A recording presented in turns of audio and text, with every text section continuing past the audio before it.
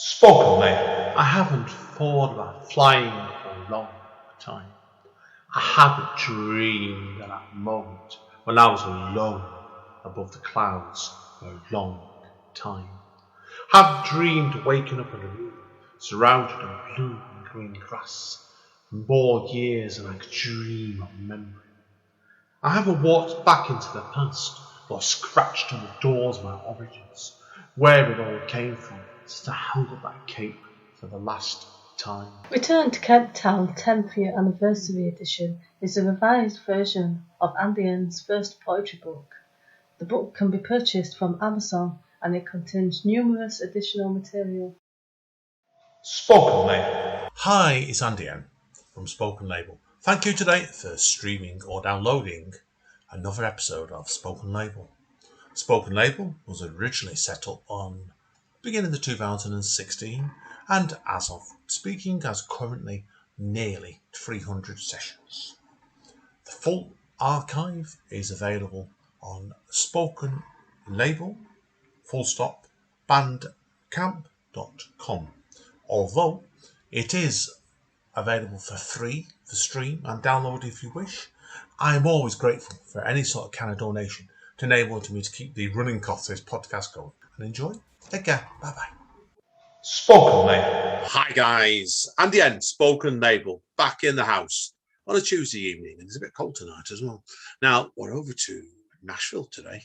Yes, not to chat to an award-winning country singer. Although this lady might turn around and tell me in a minute she's actually done a country album, but I'm not here primarily for that. I've got a lovely lady called Lauren, and I'm going to let her introduce herself because I've been approached on Matchmaker.fm recently to chat to this lady because she's got quite an interesting story. I want to talk to her about this in some depth today. Now, Lauren, for people that don't know you, would you like to first of all introduce yourself? Tell obviously everybody where you come from originally, and we'll start from there. Sounds great. My name is Lauren Eckhardt, and I'm the CEO and founder of Burning Soul Press. Currently, we are living outside of Nashville, but I am originally from Southern Missouri, and then most recently lived in Illinois. So Midwest, United States girl, through and through. Oh yeah, no, completely. Like it's that's a three very, very west parts and record definitely. So, what's led you to living to where you and your family now live, just outside Nashville, straight away? Then, well, it's creative here. Anyway, if my wife sat with me today, she loves country music, and I think she'd nod the heads there straight away. That she would. Yeah, I mean, like it's such a cool collection of people here. I mean, truly, even in our neighborhood, we landed in the coolest neighborhood because everyone has come from different places all over the country, but then they all have all of these different creative aspects to them, like, from cooking and baking, even to music production, to photography, writing, book cover design. I mean, it's so incredible meeting people here. Oh, we just have a little bit of everything. it's probably that sort of straight area you're living now. Like, talking to people outside your house, you don't know what they're going to do, what they do for a living. And it's like it's like then I think on the podcast I said every day is like Christmas. When you're doing the creative side of things, and that's what it'd be like for you at the moment. Because I know you and your family have been there for a little bit, but you're relatively new to the area, aren't you? Still. Yeah, it's been a blast getting to know new people. And like you said, really finding out more about them. And this area has really seen an influx of people moving here. It's kind of insane. Like everyone wants to be part of the Nashville scene right now. So it's fun when you're meeting people because it's not like everyone's from here. So finding out more about what they do and where they're from and connecting with them, it kind of feels like you're connecting with people all over the country, just in one location. Before we come on to obviously your story, I'm just curious, have you met anybody that we would call semi-famous or famous in Nashville yet or near it? Well, I haven't met him officially, but in the street right over next to us is Walker Hayes. Oh, yeah. Oh, wow. Right? Yeah. Wow. So that's kind of fun to know he's right over there. That's fantastic. That one straight away, brilliant. Now, obviously, as far as I'm aware, unless you're going to tell me otherwise, you've not done any country albums. So, but we're here to obviously talk about you as a writer and also your work as under Burning Soul Press. Now, what I found interesting was, obviously, when I done my research, you learned your life seemed to change gears, didn't it, when you had your 2 boys over the past couple of years. So tell us about that then. Yeah, so I am the mama of 2 incredible little boys. They are 3.5 and 6 years old as of today. And they were really the reason why I changed my life to what it is today, which is a life I'm quite proud of. And I feel like it's really a reflection of who I am and my soul's purpose in this world. Prior to my boys, I mean, I've always known that I wanted to be an author someday. I've always been obsessed with books and being around books. Books give me life. Like I just love them. I love them. Like I would hug a bookshelf of books. Oh. I love them. And now, obviously, not to interrupt you there, but people who can see this, well, obviously, we're just doing this straight audio. You're sat behind, you've got a bookcase, at least one bookcase at the back of you, and that's a big hit straight away. Yep. And there are bookshelves all over my room and in other places of the house that's full of books. I can never have enough books. I love them. I love the stories within, and I just appreciate any author who can write a full book, because it takes a lot of work, it takes a lot of effort, and I just have such an appreciation. So I knew since the time I was 6 years old that I wanted to be an author someday, and I always wrote. I won some contests. Speaking of songwriting and being in the country music scene, I actually was really into songwriting for a very long time. Not country, more of the emo scene at the time, back in the day. Back in the day, as I say, well, I am right. Yeah, that's spot on. So songwriting was a big part of my life for a while, and something that I thought I would go into, but life led to a completely different path. And I always say it's sad, because you're told a lot throughout life that you will not make money or make it in the creative arts, right? Whether that's songwriting or books or photography, you're always told that there are starving artists for a reason. So I went down a totally different path, education wise, the corporate life. And what I discovered was that you can be successful, but it doesn't mean you're fulfilled. And that really became clear the moment that I had my boys. The first one, I remember looking into his eyes and realizing that everything I was dealing with at work no longer mattered. Like none of it mattered. I was in human resources at the time. So dealing with other people's problems, I was like, no, none of this matters. Everything shifted. And then it was by the time I had my second baby, especially a couple of years later, I realized what I wanted more than anything else in the world was for them to believe in their abilities to chase their dreams and make whatever they want out of this life happen. But you can tell a child whatever you want, and if you're not actually proving it in your own actions, nothing's going to stick. So in about 9 months after I had my second child, I finished 4 books, put them out into the world, and it shifted my entire trajectory of life from here on out.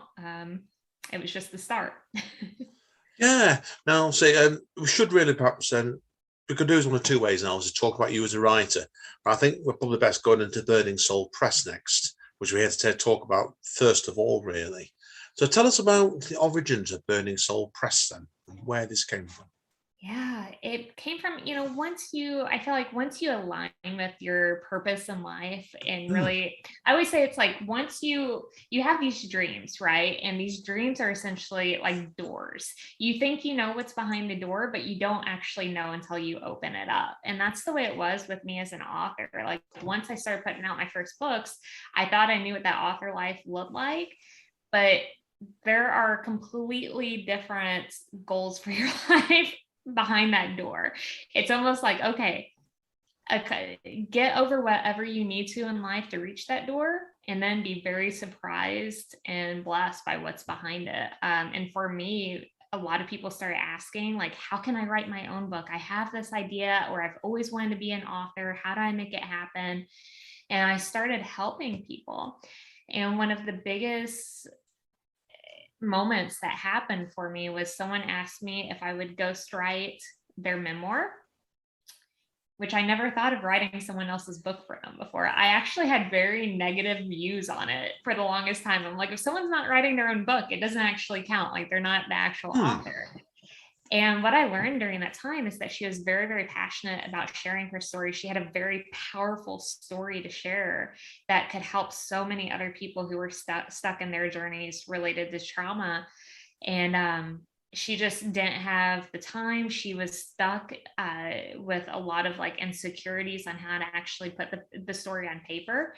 So I helped her ghostwrite that, and that just opened up a brand new path that I never thought of. And since then, I've been helping other people share their stories, and it's so rewarding. Yeah. It's when I was reading your profile on this, because you wouldn't know as my wife's actually done ghostwriting to help people out, and I know I've had Amanda here tonight, and I might arrange a follow-up podcast to talk about ghostwriting with a pair of you actually specifically. So it could be fun, that could be. But yeah, tell us about how you actually help do these ghostwriting to people. Then is there can't be a set pattern per person, can they? Yeah, I mean, I really by interviewing them and getting to understand their life. I mean, the first couple of months is really straight on interviewing them. It's understanding their life, understanding the message that they want to deliver in this book, and really setting up the structure to be able to deliver that message while honoring what they went through, to be able to mirror that, to reflect that. And then it's also understanding their tone, because it's really important for this book to truly reflect them as though they wrote every word. So understanding them and then bridging their story with a reader's understanding of that journey that they went through to make that impact in the end. And it's a beautiful process, like the growth that happens for people. You can think about your life story as much as you want. Maybe you share bits and pieces of it through talking about it. But when you're writing it, it's a completely different process, and it's incredibly therapeutic. And like I said, the growth that can happen within someone in like a 4-month process is beautiful. It's insane. They become so much more confident in their life journey, and they trust that other people need to hear it to help them. Now, obviously, we're going to come on to your own work shortly, so I'm going to talk about your own work as well. But explain to me next then about the differences between your own work and doing this for other people. Because I've helped people write poems before now, because I'm a poet really, and it's a fascinating process myself, where you're encouraging people to write just to get it out, aren't you?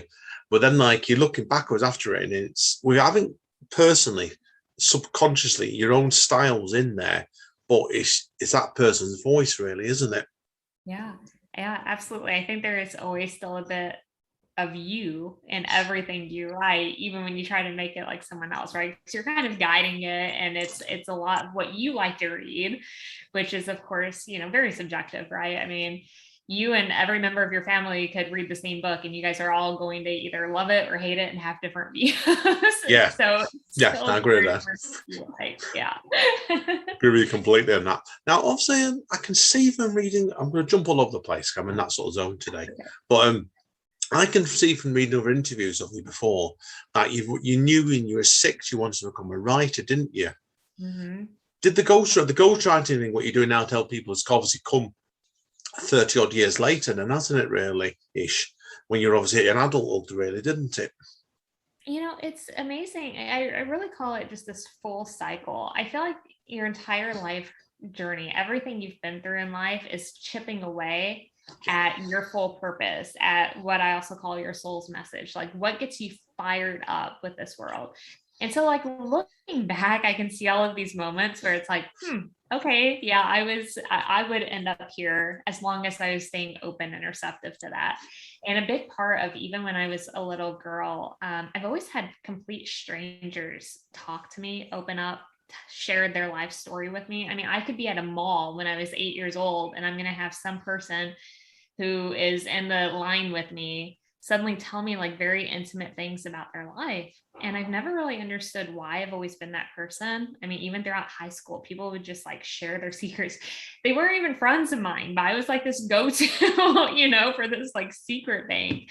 And, as I got older, I realized it's okay to be that safe space for people. It's okay to be that one person that will listen to them and will see them and hear them for who they are and try to understand them. And when you're younger, there's some negative feelings with that. Like, why are they telling me these things, but yet they don't really want to be friends with me? Like, why, it feels unfair, right? But looking back, I feel like it really just helped prepare me to be where I am today with Burning Soul Press and being a ghostwriter, because truly I will listen to someone's life and I don't care what you've done or what you've been through. I am not going to have any sort of judgment come through my mind. It's going to be true understanding of where you've been and how all of these events have made you into who you are today.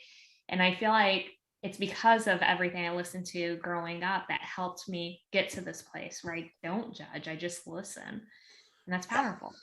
Yeah, I also believe, I think you're an excellent example of this, is certainly when I started off writing myself, probably about 15 years ago, I never envisaged 15 years later, and this apply to you as well, where I think writing always is one to stage of in the creative person. It leads sometimes in unexpected ways, doesn't it? And your story, from what I can understand, is the same. Like, did you ever envisage when you first got going with all your writing, you'd end up in like doing the ghostwriting and certainly running Burning Soul Press? It's even with not like right now on my heart with writing memoirs and helping people with nonfiction books. I am so passionate about nonfiction books now and writing nonfiction books that I never had that interest before. Like, I always thought fiction books was like the only way to go. Oh. And it's even like you mentioned poetry. I was never a big poetry person before, despite having the songwriting background, which is funny because I feel like that goes hand in hand a lot. And now I am gravitating more towards poetry and all of that because I feel like it's such a beautiful and concise way to really, reflect what a person is feeling in these very specific moments or situations. And I feel like that's all part of the growth. So it's funny. I like when I was 6 years old, I just thought about writing fiction books, right? But now my obsession is truly poetry and nonfiction and memoirs. It's beautiful. It's just incredible. As creative people, you just don't know. When it's like, you don't know where you're going to lead from A to B to C, do you? Then like D might be in a different direction altogether. It's like, I do a lot of like ambient music. And 10 years ago, I would have never dreamed I'd do what I do nowadays, let alone doing podcasts. You just don't know, do you? So I feel like that's the advantage that creative people have, right? I feel like creatives especially are so much more in tune with like, okay, I'm just going to be receptive to what comes my way, right? Or I'm really going to tune into what's happening in the universe and in the world and just kind of feel. And I feel like you have to be receptive to be able to jump from some of these points to A, B, C, and D and be led to these areas. Because if you're just like closed off and you're like, okay, no, I know my path and I'm going to do this and this and this, you miss out on all of these cool things that actually, yeah. No, I agree completely. It's always believe you've got to keep an open mind with being creative, and you can see that from looking at your Burning Soul Press here. And I'm looking at the website, and you've got 5 programs in place here. Can we talk very briefly about each one of them? Yeah, absolutely. Yeah. So they're kind of set up in 5 different levels. So the first one is our Anthology Series, which is actually very new. We're going to be releasing these in 2022. But as we've connected more with our purpose of, our deeper purpose is really capturing people's stories and sharing them with the world, we see these anthologies as a way to capture multiple stories at once, especially for those who don't feel quite ready to share their entire life journey. They can just share a bit of it with, whatever theme really resonates with them. So it'll be quarterly anthologies. People will be able to submit their own story to those anthologies that resonate with the theme of it. And then the next level is our Soulrider Journey program. This is really good. We, obviously we get a lot of writers and authors, but our main focus is really connecting with the people who don't realize that they are writers yet. Maybe they've thought about sharing their story, but they haven't stepped into that yet. They have a lot of fears. We are really big into working on the mindset, that confidence, really helping them see what's within themselves and their journey to be able to capture that. So the Soulrider Journey program is great for that. It's got a mix of writers and authors, but also those who have never thought about calling themselves a writer or an author before. I find that incredible. I find that incredible. Sorry to interrupt you there, because it was like I was regarding myself as an author or writer when I was about 11 or 12 as soon as I started writing. Did you think yourself at the same when you started writing? You were 6, did you? No, I mean, and I think people have these different ideas in their head of like, what is an author? Oh, I have to achieve XYZ first before I become an author. And it's not the case. Like, it's really not the case.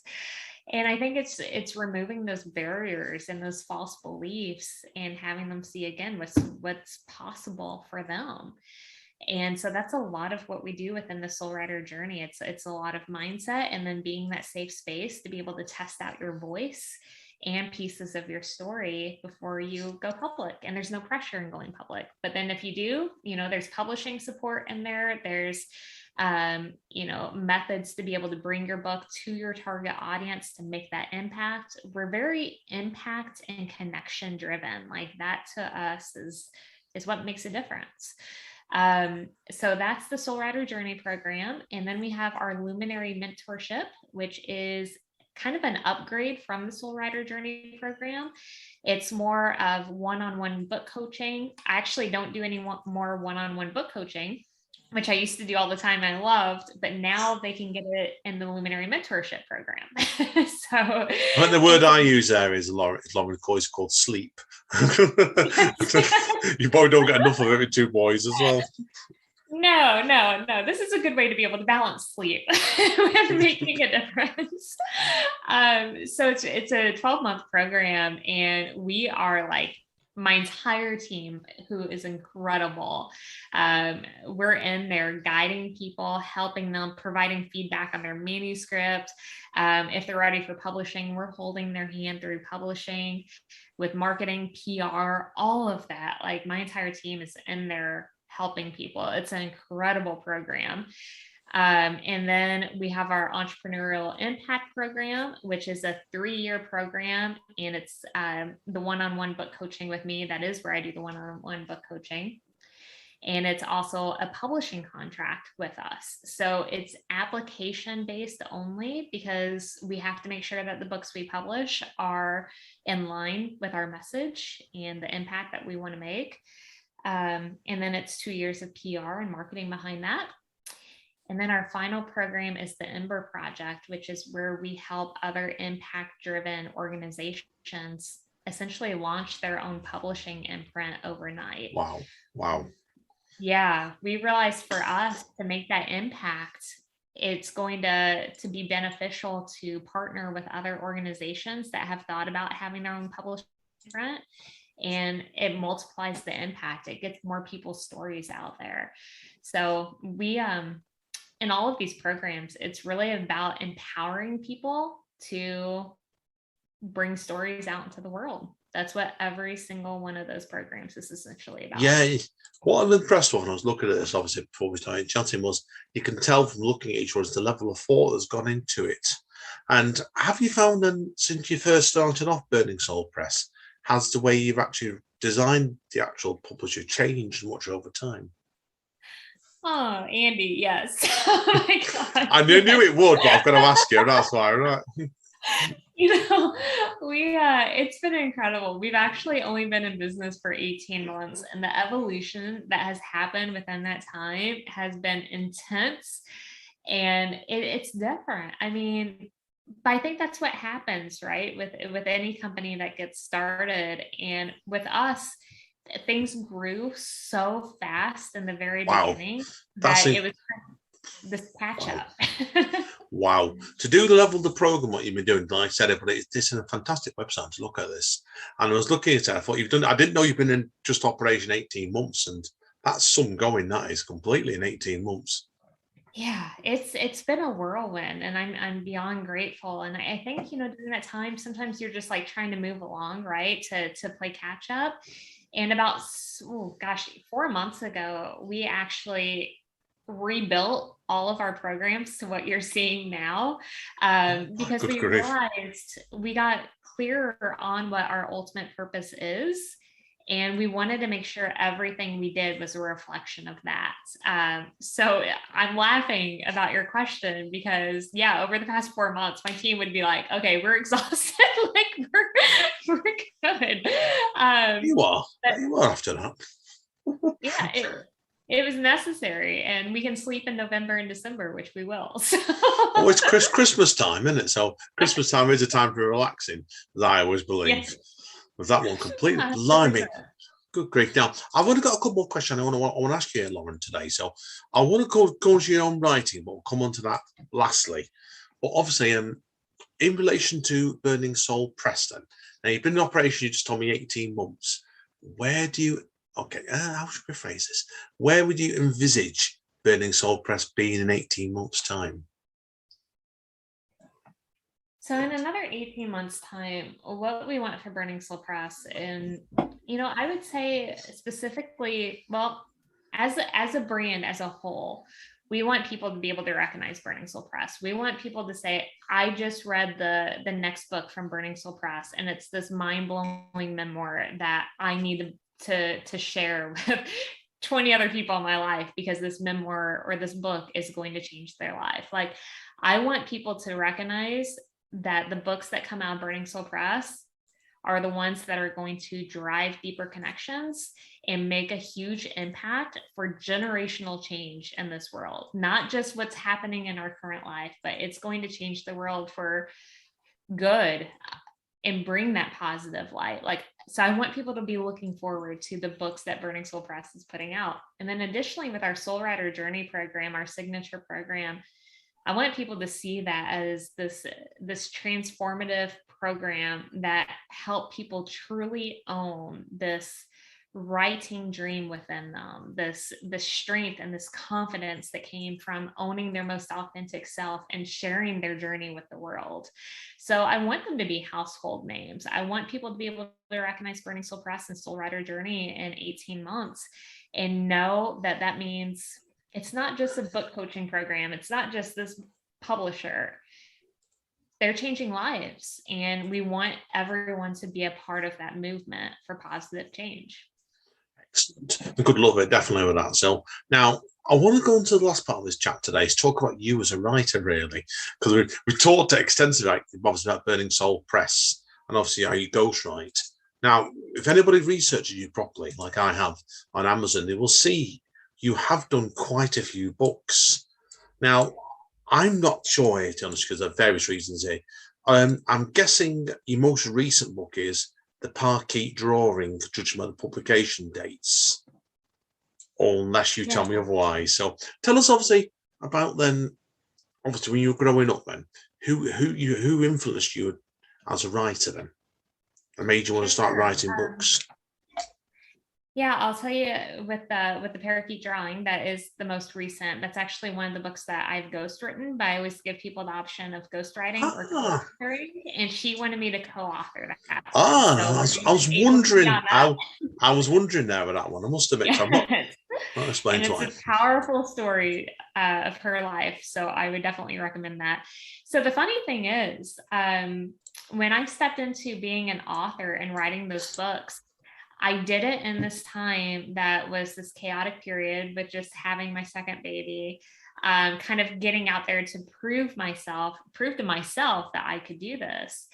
And what's funny is everything that I learned in that time of what not to do as far as what to do. And it has completely shaped how I'm able to help other people now and other writers. And it is part of my fuel, actually, because I know everything I did wrong, which is the majority of the releases that are out there. But that's why I'm such an advocate about, if you're going to write a book, don't rush just to get it out there. There are so many programs out there that are like, write and publish a book in 90 days. are you going to feel good about it once it's out there? Because once a book is out there, you cannot take it back. It's out there. You can't sneak into people's houses and burn all of their copies of your book. Like, it doesn't work that way. Your book is out there. So I'm actually very, very passionate about that because of what I did that was wrong. And I'm in process of redoing all of my fiction books for that reason. But it's like anything, right? Like, it's all about the learning and then what you apply after that time. So with the writing, my primary influence early in life was actually Lois Lowry, who wrote The Giver.